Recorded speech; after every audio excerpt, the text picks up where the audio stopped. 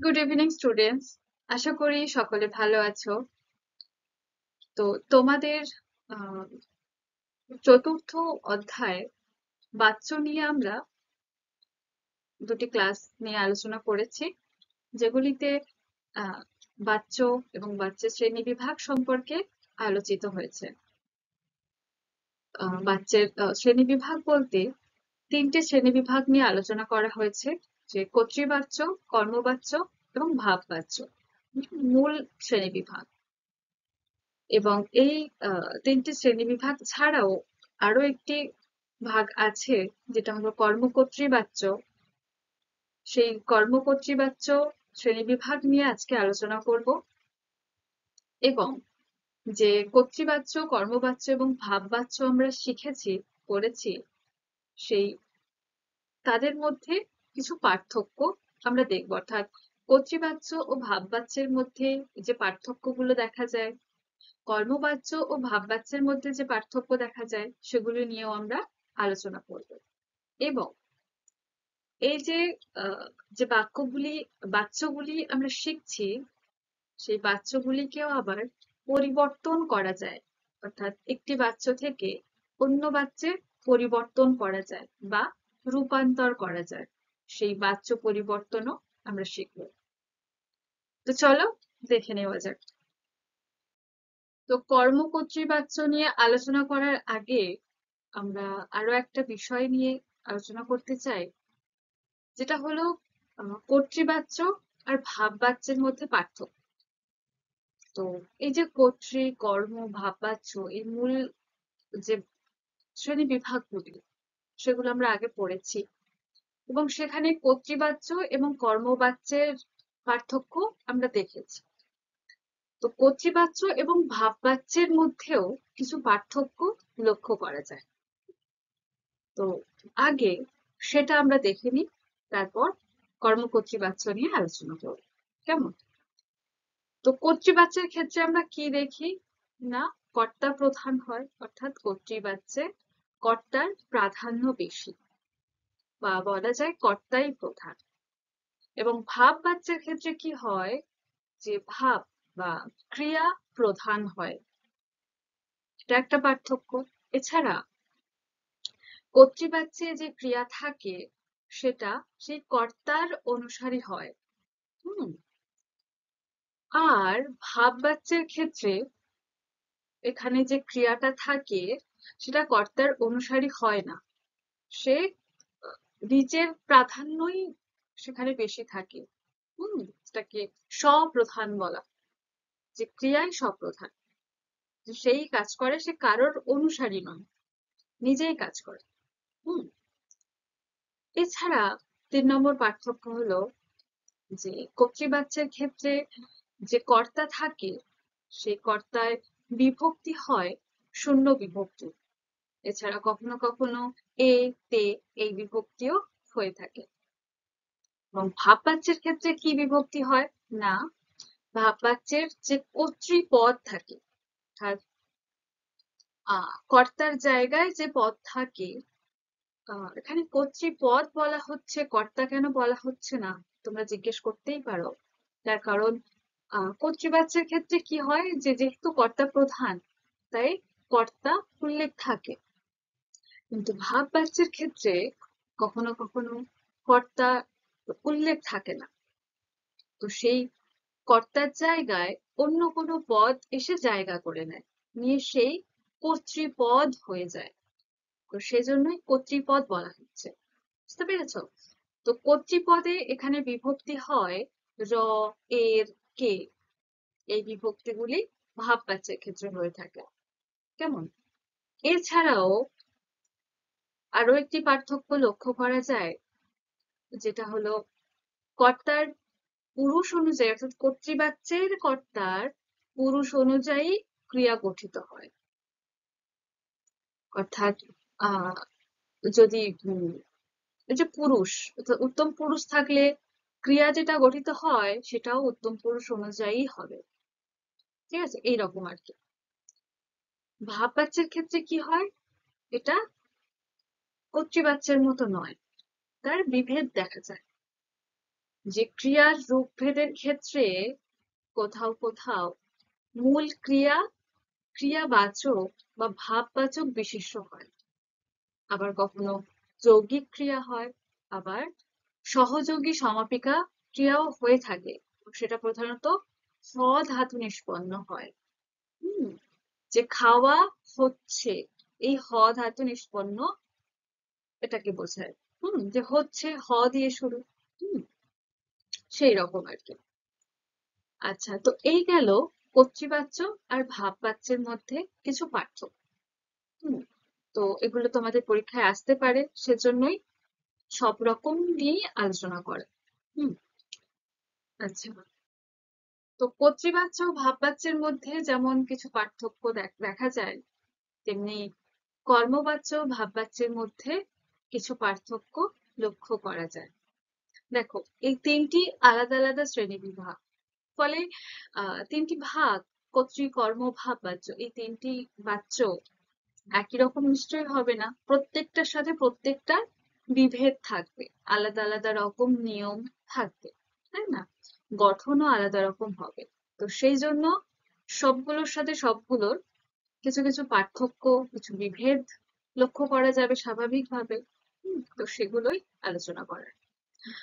তো কর্তৃবাচ্যের মতো কর্মবাচ্যের সঙ্গেও ভাববাচ্যের যে পার্থক্যগুলো দেখা যায় সেগুলো দেখো।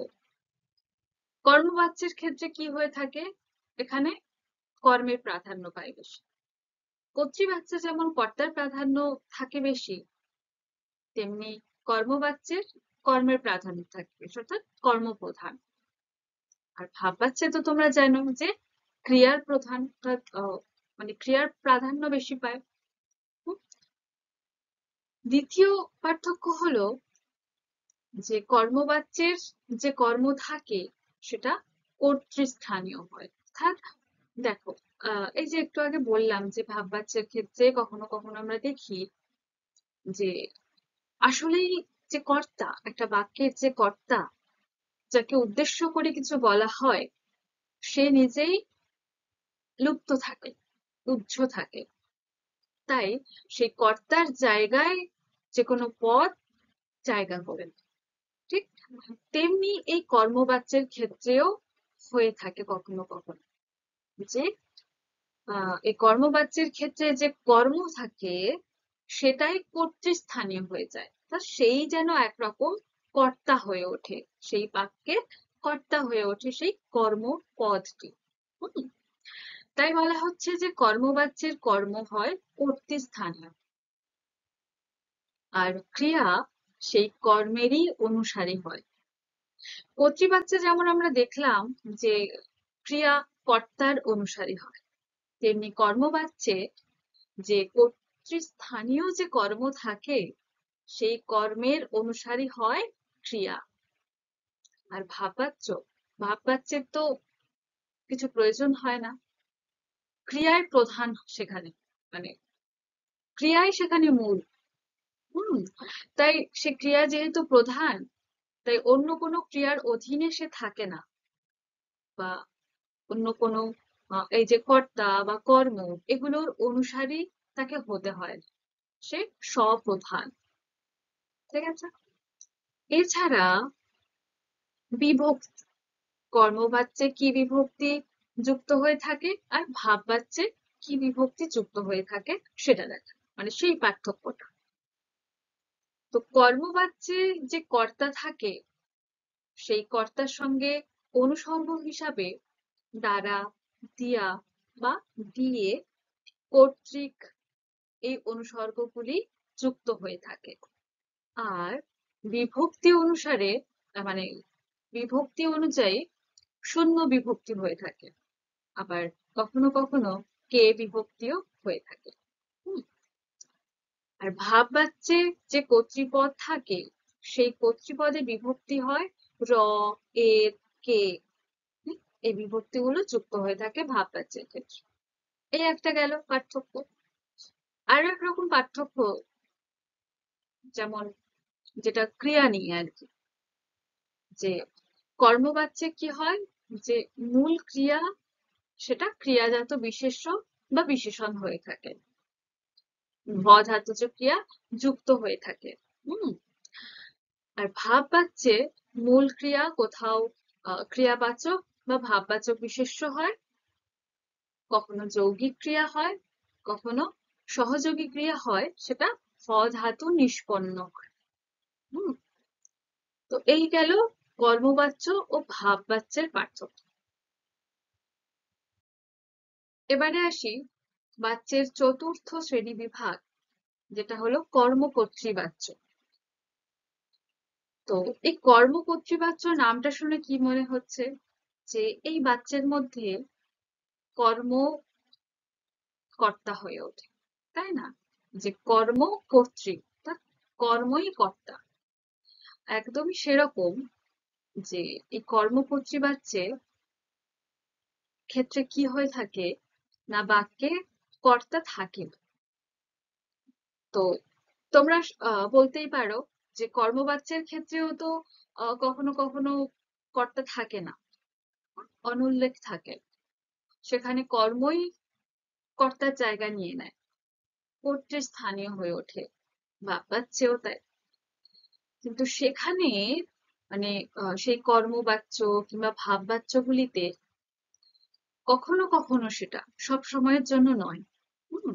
সেখানে কর্তা উল্লেখ থাকতেও পারে, আবার নাও থাকতে পারে। সুতরাং সেখানে কর্তা থাকতে পারে, চান্স আছে। কিন্তু এই কর্মকর্তৃবাচ্যের ক্ষেত্রে কর্তা থাকেই না। এটা মনে রেখো। এবং এখানে যে কর্ম থাকে এই বাক্যে, সেই কর্ম কর্তা হয়ে কাজ সম্পন্ন করে, এবং যে ক্রিয়া গঠিত হয় সেটা সেই কর্তার অনুগামী হয়ে তৈরি হয়। এবং এই যে কর্তা, সেটা কিন্তু উল্লেখ্য কর্তা নয়, যে কর্মটা কর্তার জায়গা নেয়, কর্তৃস্থানীয় হয়, সেই কর্ম বা সেই কর্তা, সেই কর্তার অনুগামী হয়ে ক্রিয়া গঠিত হয়। হুম। উদাহরণ দেখো, তাহলে তোমাদেরকে সহজে বোঝাতে পারবো। যেমন জানালার কাঁচ ভাঙলো, এখানে কি কর্তা আছে?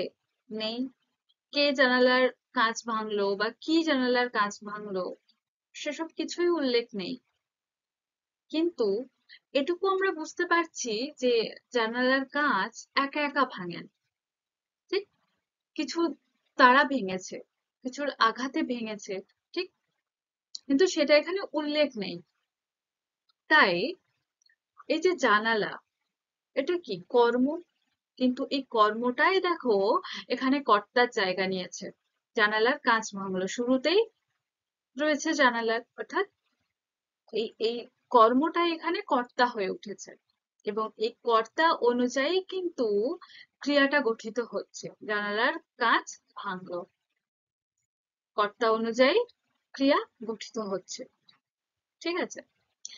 তেমনি দেখো বলটি ড্রেনে পড়লো, তো বলটি কি মানে বল তো জড় বস্তু, বল তো একা একা ড্রেনে পড়তে পারে না, কেউ তাকে ফেলেছে, তাই তো? বা কারো কিছুর সাথে ধাক্কা লেগে সেখানে পড়ছে, কিছু না কিছু হয়েছে, না হলে জড়বস্তু একা একা নড়াচড়া করতে পারে না। ফলে আমরা বুঝতে পারছি এখানে যে এখানে কর্তা নেই। সেই কিসের জন্য বলটি ড্রেনে পড়লো সেসব কিছু উল্লেখ করা নেই, এখানে কর্তার কর্তা নেই। তো এই যে বলটি, এটা কি কর্ম, কিন্তু এই কর্মটাই দেখো কর্তার জায়গায় আছে, কর্তৃস্থানীয় আছে। তো এই যে আহ কর্ম, বলটি কর্মটাই দেখো কর্তা হয়ে কাজটা সম্পন্ন করছে, যে বলটি ট্রেনে পড়লো, এবং এই কর্মটি এর অনুসারে হয়েই কিন্তু ক্রিয়াটা গঠিত হচ্ছে। যেহেতু বলটি আছে, তাই ট্রেনে পড়লো বলা হচ্ছে। হুম। তাই বলা যায় এই যে কর্তা, বা বলা যায় কর্মকর্তা, তার অনুগামী হয়ে ক্রিয়া গঠিত হচ্ছে। ফলে তোমরা সহজেই বুঝতে পারবে যেগুলো কর্মকর্তৃবাচ্য। তেমনি আরেকটা উদাহরণ দেখো, ঘন্টা বাজে, ঘন্টা বাজে, এখানে কর্তা নেই, কিন্তু আমরা অবশ্যই বুঝতে পারবো যে ঘন্টা কখনো একা একা বাজতে পারে না, তাকে বাজানো হয়েছে। তো কিভাবে বাজানো হয়েছে, কে বাজালো, সেসব কিচ্ছু উল্লেখ করা নেই। সুতরাং এখানে কর্তা নেই। ঘন্টা, এই ঘন্টাটা কি? কর্ম। বাজেটা কি? ক্রিয়া। তো এখানে কর্ম আর ক্রিয়া আছে। হুম। তো এই কর্মটা দেখো কর্তার জায়গায় থাকছে, শুরুতেই ঘন্টা বসছে, কর্ম বসছে। তো এই কর্মই কর্তা হয়ে কাজটা সম্পন্ন করছে, যে ঘন্টা বাজে। হুম। আর যে যে ক্রিয়াটা গঠিত হচ্ছে সেটা এই কর্তার অর্থাৎ কর্মকর্তার অনুগামী হয়ে ক্রিয়া গঠিত হচ্ছে। ফলে আহ এটা কর্মকর্তৃ বাচ্য। হুম। এবং তোমরা সবসময় মনে রাখবে এই কর্মকর্তৃ বাচ্য সবসময় জড়বস্তুর কথা বলা হবে, বাক্যে জড়বস্তুর কথা উল্লেখ থাকবে। হুম। তাহলে তোমরা সহজে বুঝতে পারবে সেটা কর্মকর্তৃ বাচ্য। ঠিক আছে। এবং এর গঠন অনুযায়ী তোমরা ধরতে পারো যে কর্ম ক্রিয়া, এখানে কর্তা নেই, মূল কথা এটাই। তো যাই হোক, যদি তোমাদেরকে কর্মকর্তৃ বাচ্য এর সংজ্ঞা বলতে বলা হয়, কি বলবে? না, যে বাক্যে কর্তা থাকে না, যেখানে কর্ম কর্তা হয়ে কাজ সম্পন্ন করে বা ক্রিয়া বা কার্য সম্পন্ন করেও বলতে পারো, এবং কর্তার অনুগামী হয়ে বা কর্মকর্তার অনুগামী হয়ে ক্রিয়া গঠিত হয়, সেই বাক্যকে কর্মকর্তৃবাচ্য বলা হয়ে থাকে। ঠিক আছে। আচ্ছা, এরপর এবারে আসি বাচ্য পরিবর্তন। অর্থাৎ এই যে বাচ্যের নানান শ্রেণী বিভাগ সম্পর্কে আমরা বিস্তারিতভাবে আলোচনা করলাম, জানলাম। তো এই বাচ্চগুলোকে আবার পরিবর্তন করা যায়, এক বাচ্চ থেকে অন্য বাচ্চে পরিবর্তন করা হয়।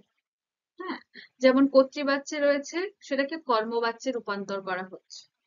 কর্মবাচ্যে থাকছে, সেটাকে কর্তৃবাচ্যে রূপান্তর করা হচ্ছে। কিংবা কর্তৃবাচ্যে থাকছে, সেটাকে ভাববাচ্যে রূপান্তর করা হচ্ছে। বা কর্মবাচ্যে আছে, সেটা ভাববাচ্যে রূপান্তর করা হচ্ছে। কিংবা ভাববাচ্যে থাকবে, সেটাকে কর্তৃকর্ম মানে কর্তৃবাচ্য বা কর্মবাচ্যে রূপান্তর করা হবে। ঠিক আছে। এরকম করে পরিবর্তন করা যায়, রূপান্তর করা যায়। তো সেই রূপান্তর বা পরিবর্তন সম্পর্কে আমরা জানবো। তো সাধারণত একটা বাক্যের বাচ্য যখন পরিবর্তন হয়, তার ফলে সেই বাক্যের মধ্যে কি পরিবর্তন আসে আসলে? সেই বাচ্য পরিবর্তনের ফলে কি হয়? না, বাচ্য কি, যেটা বাচন ভঙ্গি আমরা শিখেছি প্রথমেই। তো কি হয়, যখন বাচ্চাটা পরিবর্তন হয় তখন স্বাভাবিকভাবেই বাচন ভঙ্গির পরিবর্তন হয়ে যায়, তাই না? এবং বাক্যের কাঠামোরও পরিবর্তন হয়। এছাড়া কর্তৃবাচ্য থেকে কর্মবাচ্য পরিবর্তনের ক্ষেত্রে কর্তা ও কর্মের বিভক্তির পরিবর্তন ঘটে, কিংবা কর্তা বা কর্মের প্রাধান্য অনুযায়ী ক্রিয়ার রূপভেদ হয়। এগুলি হয়ে থাকে। তো যখন আরো আহ, এই যে রূপান্তর বা এই পরিবর্তনগুলি শিখবে এক এক করে, তখন তোমরা আরো ভালোভাবে জানতে পারবে। এবং এই বাচ্চ পরিবর্তনের ফলে কি কি ঘটে থাকে তখন তোমরা আরো নিজেরাই বলে দিতে পারবে। হুম। তো চলো দেখা যাক। তো প্রথমে আমরা কর্তৃবাচ্য থেকে কর্মবাচ্যে কিভাবে রূপান্তর করা যায় বা পরিবর্তন করা যায় সেই নিয়মগুলি জানবো। হুম। তো দেখো, আহ ভালো করে নিয়মগুলি তোমরা মনে রেখো, তাহলে তোমরা সহজে পরিবর্তন করতে পারবে। হুম। তো কর্তৃবাচ্য থেকে কর্মবাচ্যে পরিবর্তনের জন্য প্রথমে আমাদের দেখতে হবে যে যে বাক্যটি আর কি রূপান্তর করব, যে বাক্যটিকে, সে বাক্য সকর্মক হতে হবে। অর্থাৎ সেই বাক্যের মধ্যে কর্ম অবশ্যই থাকতে হবে। হুম। দ্বিতীয়ত হলো, বাক্যে কর্তার উল্লেখ থাকতে পারে আবার নাও পারে। হুম। এই জিনিসগুলো আমাদের খেয়াল রাখতে হবে। তৃতীয় হলো, বাক্যের কর্মটিকে বাক্যের কর্তার জায়গায় আনতে হবে, এবং বিভক্তি থাকলে সেটা তুলে কর্মের বিভক্তি শূন্য করতে হবে। ঠিক আছে, 3টি নিয়ম। এবং এই যে বাচ্চার পরিবর্তন বা বলা যায় ভঙ্গি, হ্যাঁ, বা রীতি, সেই রীতি সংস্কৃত বা প্রথাগত রীতিতে হয়ে থাকে। হ্যাঁ, এই প্রথাগত বলতে আমাদের বাংলার নিজস্ব রীতির কথা বলা হচ্ছে। ঠিক আছে, অর্থাৎ একটা সংস্কৃত, একটা বাংলার নিজস্ব রীতি, এই দুই ধরনের হয়ে থাকে। হুম, তো প্রথাগত আমরা কি সাধারণত প্রথাগতটাই ফলো করব, যেহেতু আমাদের আমাদের ভাষা বাংলা, তাই আমাদের বাংলার নিজস্ব রীতি অনুযায়ী আমরা বাচ্য পরিবর্তন করা শিখবো। হুম, তো প্রথাগত রীতি অনুযায়ী বা সেখানে বাক্য কর্তৃবাচ্যের যে কর্তা, সেটা কর্মবাচ্যে অনুসর্গ হিসাবে যেগুলি থাকে দ্বারা, দিয়ে, কর্তৃক, এই ধরনের অনুসর্গ সেখানে যুক্ত করতে হবে। করণ কারকে পরিণত হয়ে যাবে তখন। তোমরা কারক শিখেছো, এই দ্বারা দিয়ে কর্তৃক থাকলে কি হয়? করণ কারক হয়। তো যখন পরিবর্তন করব কর্তৃবাচ্য থেকে কর্মবাচ্যে, সে কর্মবাচ্যটা যেন করণ কারকে পরিণত হয়ে গেছে এরকমটা মনে হবে। অর্থাৎ অনুসর্গ হিসাবে দ্বারা, দিয়ে, কর্তৃক এগুলোর মধ্যে যে কোনো একটি অনুসর্গ যুক্ত করতে হবে। হুম, এবং যে কর্মবাচ্যে রূপান্তর করা হবে সেই কর্মবাচ্যের কর্মের ভূমিকায় যেন বেশি প্রাধান্য পায়, আর ক্রিয়া সেটা কর্মের অনুগামী হয়েই যেন রূপ বদলায়। ঠিক আছে, এছাড়া ক্রিয়াটিকে ক্রিয়াবাচক বা ক্রিয়াজাত বিশেষণে রূপান্তর করতে হবে। কিরকম?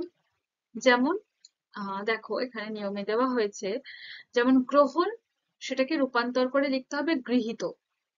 হুম, তার যে ক্রিয়াটি থাকবে, এই গ্রহণ যে ক্রিয়া, সেটাকে ক্রিয়াজাত বিশেষণে রূপান্তর করে পাচ্ছি গৃহীত।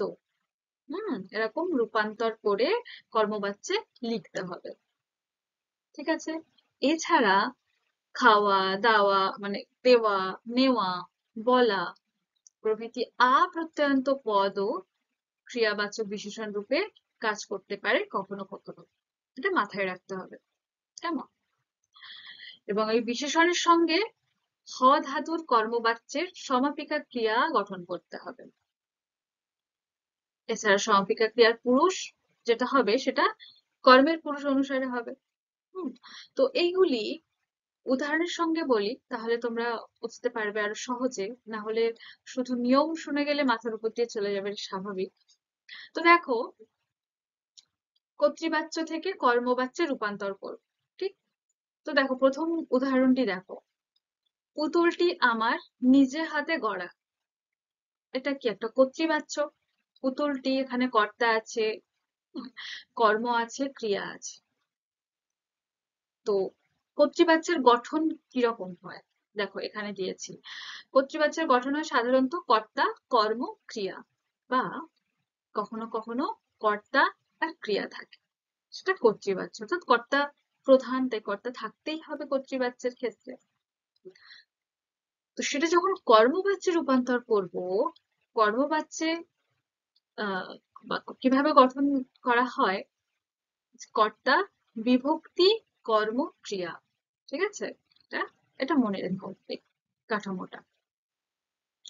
তো এখানে যে পুতুলটি আমার নিজের হাতে গড়া, এই কর্তৃবাচ্য, এটাকে যখন কর্মবাচ্যে রূপান্তর করব, কি হবে? পুতুলটি আমি নিজে হাতে গড়েছি। হুম, দেখো একটু পরিবর্তন হয়ে যাচ্ছে, পুতুলটিকে আমি নিজে হাতে গড়েছি, পুতুলটি হয়ে যাচ্ছে পুতুলটিকে। আমার ছিল, সেটা পরিবর্তন হয়ে হয়ে যাচ্ছে আমি। এবার যেহেতু আমি হচ্ছে, তাই পুরুষ অনুযায়ী বা তখন কর্মের কর্মের পুরুষ অনুযায়ী তখন ক্রিয়া কাজ করবে। ঠিক, তো এখানে যেহেতু আমি হচ্ছে, তাই এখানে গড়েছি হবে। পুরুষ আমি আছে, হ্যাঁ, তাই যে ক্রিয়া হচ্ছে সেটা সেই পুরুষ অনুসারেই হচ্ছে। দেখো দেখো, এখানে যেহেতু পুরুষ আমার থাকছে, সেই অনুযায়ী গড়া হচ্ছে। তো এখানে যদি আমি দিই, তারপরে যদি এখানে গড়া দিই, তাহলে কি মিলবে? নিশ্চয়ই নয়। ফলে পুরুষ অনুযায়ী কর্মবাচ্যের ক্রিয়া গঠিত হবে। তো এখানে সেরকম করা হচ্ছে। হুম, গেল। আরো একটু উদাহরণ দেখো, যেমন আমি উহা বাম হস্তে ধরিতাম। ঠিক আছে, তো এটা কি কর্তৃবাচ্যে থাকছে, এটাকে কর্মবাচ্যে যখন রূপান্তর করবে কি করবে? যে আমা কর্তৃক উহা বাম হস্তে ধৃত হইত। দেখো এখানে আমি ছিল, সেটা আমা হলো, অর্থাৎ আমার কর্তৃক, যে দ্বারা, আমার দ্বারা, যে আমার দ্বারা সেটা বাম হাতে ধরা হতো। এটা চলিত ভাষায়, সাধু ভাষায় দেওয়া বাক্যটি। তো আমা কর্তৃক, দেখো আমাদের আহ এই যে 4 নম্বর নিয়মটি দেখো, যে কর্তা কর্মবাচ্যে দ্বারা, দিয়ে, কর্তৃক প্রভৃতি অনুসর্গ যুক্ত করতে হবে। তো এখানে অনুসর্গ যুক্ত করা হচ্ছে কর্তার সঙ্গে, যে আমা কর্তৃক উহা বাম হস্তে ধৃত হইতো। দেখো এখানে কি, যে ধরিতাম সেটার অর্থাৎ ক্রিয়াটা ক্রিয়া বিশেষণ রূপে এখানে বসছে। ধরতাম সেটা ধৃত হইতো, এখানে ক্রিয়া বিশেষণ ধৃত হয়ে যাচ্ছে, ধরা ধৃত। হুম, ক্রিয়াজাত বিশেষণে রূপান্তর হচ্ছে। এবং দেখো এই হ ধাতু বসছে, যে সমাপিকা ক্রিয়া গঠন হচ্ছে, যে ধৃত হইতো। দেখো শুরুতে হ আছে, অর্থাৎ হ ক্রিয়া থাকছে এখানে। সুতরাং আমরা কর্মবাচ্যে এরকম ভাবে গঠন করব, যে এখানে আমি ছিল, আমা হয়ে গেল। এবার দেখো একটা কথা, আমি ছিল, এখানে এখানে পুরুষ অনুযায়ী এখানে ক্রিয়া থাকছে। কর্মবাচ্যে তেমনি কর্মবাচ্যের নিয়ম অনুযায়ী পুরুষ অনুযায়ী ক্রিয়া গঠিত হচ্ছে। দেখো এখানে যেহেতু আমা হলো, অর্থাৎ আমার হলো, তখন ধৃত হইতো। ঠিক আছে, অর্থাৎ পুরুষ অনুযায়ী ক্রিয়া গঠন করা হচ্ছে। এবং দেখো এই বাক্যটা দেখে তোমাদের কোন কারকের কথা মনে হচ্ছে? করণ কারকের কথা, তাই না? অর্থাৎ এই বাক্যটা তখন করণ কারকে যেন পরিণত হয়ে গেল। তার কারণ এখানে অনুসর্গ হিসাবে কর্তার সঙ্গে কর্তৃক বসেছে, যেটা করণ কারকে অনুসর্গ হিসাবে যুক্ত হয়ে থাকে, তাই না? তো এরকম করে তোমরা কর্মবাচ্যে রূপান্তর করবে। তেমনি দেখো, তুমি দেশের জন্য সমস্ত দিয়েছো, এটা কর্তৃবাচ্যে আছে। যে তুমি অর্থাৎ কর্তা আছে, দেশের জন্য সমস্ত দিয়েছো, কর্ম আছে, ক্রিয়া আছে, কর্তা কর্ম ক্রিয়া। এবার দেখো এটাকে যখন রূপান্তর করা হচ্ছে কর্মবাচ্যে, কি দাঁড়াচ্ছে? তোমার কর্তৃক দেশের জন্য সমস্ত দেওয়া হয়েছে। হুম, তো তুমি ছিল, এখানে তোমার হয়ে গেল। হুম, এবং এরপরে একটা অনুসর্গ যুক্ত হলো, কর্তৃক, করণ কারকের মতো কর্তৃক অনুসর্গ যুক্ত হলো, দেশের জন্য সমস্ত দেওয়া হয়েছে। দেখো আমাদের এই যে 5 নম্বর নিয়মে দেখো, যে খাওয়া, দেওয়া, নেওয়া, বলা, এই ধরনের আপ্রত্যয়ন্ত পদ ও ক্রিয়াবাচক বিশেষণ রূপে কাজ করবে। তো এখানে আপ্রত্যয়ন্ত পদ বিশেষণ রূপে কাজ করছে। দেখো সমস্ত দেওয়া হইয়াছে, এখানে দিয়েছো আছে, এখানে দেওয়া হইয়াছে বা হয়েছে আছে।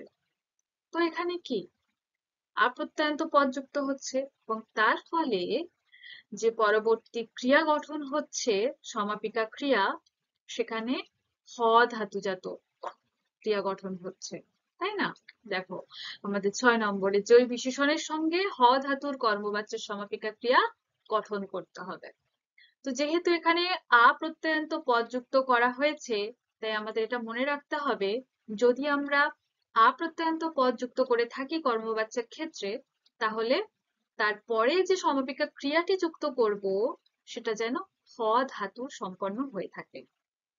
তো দেওয়া হয়েছে বা হইয়াছে হ দিয়েই শুরু হচ্ছে, এগুলো মনে রাখতে হবে। তো এর গঠনটা দেখো, কর্মবাচ্যের যে বাক্যের কাঠামো বা গঠন, যে কর্তা বিভক্তি কর্ম ক্রিয়া। তো এখানে কি তোমার, কর্তা, কর্তৃক বিভক্তি বা অনুসর্গ, দেশের জন্য সমস্ত কর্ম, দেওয়া হইয়াছে বা হয়েছে ক্রিয়া। ফলে কর্মবাচ্য হলো কর্তা বিভক্তি কর্ম ক্রিয়া নিয়ে একটা কর্মবাচ্য গঠিত হলো। আচ্ছা, যেমন আরো দেখো, ফাঁকি দিয়া প্রবেশ করিয়াছে। এখানে দেখো কর্তা অনুল্লেখ আছে, কর্মবাচ্যের কি হচ্ছে, সেটা রূপান্তর হয়ে যে ফাঁকি দিয়া প্রবিষ্ট হইয়াছে। তো দেখো ফাঁকি দিয়া একই রকম থাকছে। প্রবেশ, প্রবেশটা কি হচ্ছে না, ক্রিয়া বিশেষণে রূপান্তর হচ্ছে প্রবিষ্ট। প্রবেশ প্রবিষ্ট আমাদের 5 নম্বর নিয়ম অনুযায়ী, যে ক্রিয়াটিকে ক্রিয়াবাচক বা ক্রিয়াজাত বিশেষণে রূপান্তর করতে হবে। তো এখানে প্রবেশ ক্রিয়াটি ক্রিয়াবাচক বা ক্রিয়াজাত বিশেষণে রূপান্তর হয়েছে, প্রবেশটাকে প্রবিষ্ট করা হয়েছে। এবং যেহেতু এখানে ক্রিয়াজাত বিশেষণে রূপান্তর করা হয়েছে, তাই তার পরে যে সমাপিকা ক্রিয়া গঠন করা হচ্ছে সেটা হ ধাতুজাত। এটা সবসময় মনে রাখবে, যদি কর্তৃবাচ্য থেকে কর্মবাচ্যে রূপান্তর করো, কর্মবাচ্যের ক্ষেত্রে যখন ক্রিয়াটাকে ক্রিয়াজাত বিশেষণ বা ক্রিয়াবাচক বিশেষণ যদি বসাও, তাহলে তারপরে অবশ্যই করে হ ধাতুজাত ক্রিয়া বসাবে, সমাপিকা ক্রিয়া বসাবে। যেমন প্রবিষ্ট হইয়াছে, হ ধাতুজাত হইয়াছে। তেমন দেখো দেওয়া হয়েছে, প্রবিষ্ট হইয়াছে, ধৃত হইত। এগুলো মনে রেখো। তেমনি দেখো আরো একটি উদাহরণ, সুরেশ নিয়মিত লেখাপড়া করে। কর্তার উল্লেখ আছে, এটা কর্তৃবাচ্য, কর্তা কর্ম ক্রিয়া।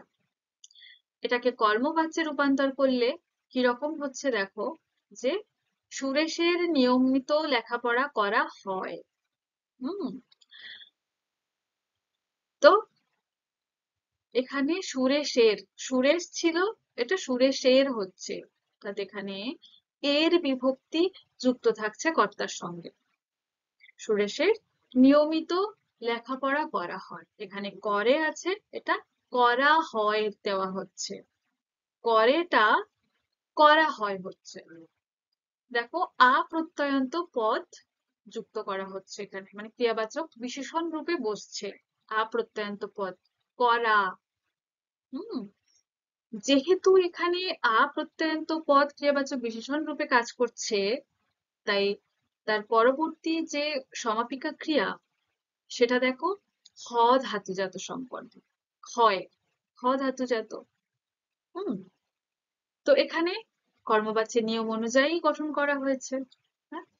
কর্তা বিভক্তি কর্ম ক্রিয়া হলো কর্মবাচ্যের কাঠামো। আচ্ছা, তেমনি দেখো খোঁজাখুঁজি করে চশমা পেলাম। সেটাকে রূপান্তর করলে কি হবে, খোঁজাখুঁজি করে চশমা পাওয়া গেল। তো এখানে কর্তার উল্লেখ নেই, কর্মেও কর্তার উল্লেখ তাই থাকবে না। তো আমরা জানি যে বাক্যে কর্তার উল্লেখ থাকতে পারে আবার নাও থাকতে পারে, তাই কোনো সমস্যা নেই। তো এরকম থাকলে তোমরা বুঝতেই পারবে যে এটা কর্তৃবাচ্যে আছে, কর্মবাচ্যে করতে হবে, কিংবা কর্মবাচ্যে কর্তার উল্লেখ নাও রাখতে পারি, কোনো সমস্যা নেই। তো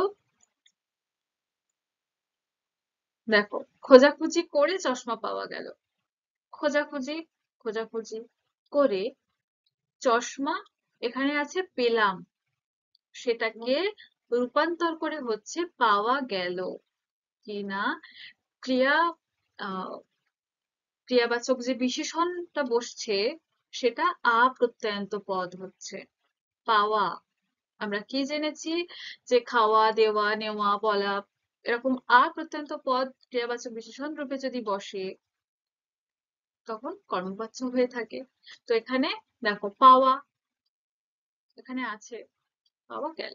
তো খোঁজাখুঁজি করে চশমা পেলাম, খোঁজাখুঁজি করে চশমা পাওয়া গেল। ঠিক আছে? তো এরকম ভাবে কর্তৃবাচ্য থেকে কর্মবাচ্যে তোমরা রূপান্তর করবে। কেমন? এখানে যে নিয়মাবলীগুলি তুলে ধরেছি, এই নিয়মগুলি তোমরা মনে রেখো, তাহলে তোমাদের কাছে সুবিধা হবে পরিবর্তন করা বা রূপান্তর করা। কেমন? তো আজকে এটুকুই। দেখা হচ্ছে পরের ক্লাসে এই বাচ্য পরিবর্তনের অন্যান্য নিয়মাবলীগুলি নিয়ে। অর্থাৎ আহ এই যে এখন আমরা কর্তৃবাচ্য থেকে কর্মবাচ্যের রূপান্তর করা শিখলাম, তেমনি আরো বাচ্যগুলি অন্য বাচ্যে রূপান্তর করা শিখবো। কেমন? তো ভালো থেকো সবাই, দেখা হচ্ছে পরের ক্লাসে। ধন্যবাদ।